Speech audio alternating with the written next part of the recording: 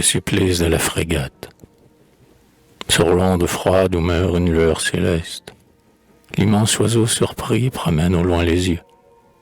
Son aile auparavant tumultueuse et leste s'agite sans espoir sous le flot écumeux, en un spasme troublant, tel un suprême geste.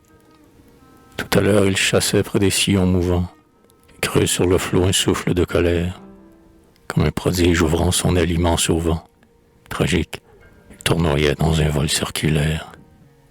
L'œil, plein du fauve éclat d'un ciel crépusculaire, fixe, interrogeant l'onde aux secrets émouvants. Il sortait des hauteurs troublantes et des drames, où, pirate de l'air, il vit avec l'éclair. Tout d'un coup, laissant choir ses deux soyeuses rames, comme dans un vertige, il avait quitté l'air, et roulait ébloui dans l'écume des lames. La lutte avec la vague épuise enfin l'oiseau.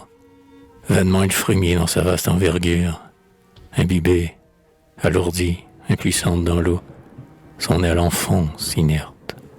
Et la morne figure des voyageurs pensifs et de funeste augure émerge, contemplant son liquide tombeau. On dirait dans l'orage une voile qui sombre, battue des flots vainqueurs et regrettant l'essor. L'aigle touche à son terme, et dans un rêve sombre, tel qu'un esprit s'envole affranchi par la mort, sa pensée erre et fuit, scrutant l'espace et l'ombre.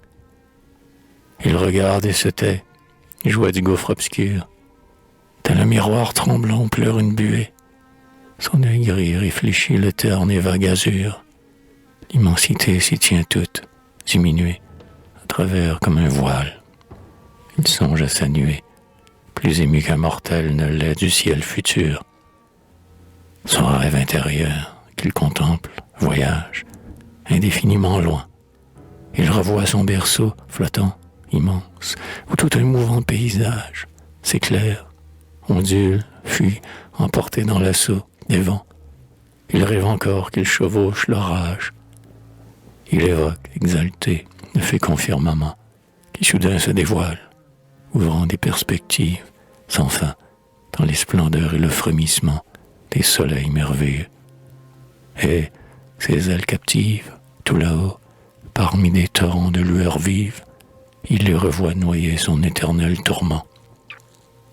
Soudain, un frisson brusque agite son plumage, et, comme pour chercher enfin un confident, à son grand désespoir muet, vers le nuage, il se retourne. Il pousse un cri rauque et strident, sinistre et vain appel jeté dans un naufrage.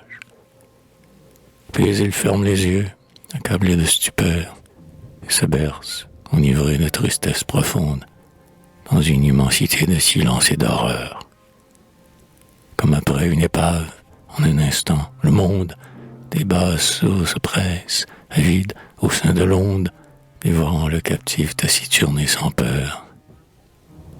Ô poète altéré de rêve et de mystère, aigle esselé, sublimant ton vol ondoyant, heurtant les astres d'or, perdant sous toi la terre, météore animé, tu passais, flamboyant.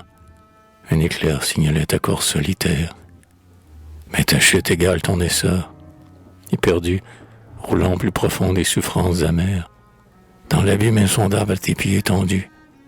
Te voilà, moribond ivre encore de chimères. Il te restait un cri pour clamer tes misères.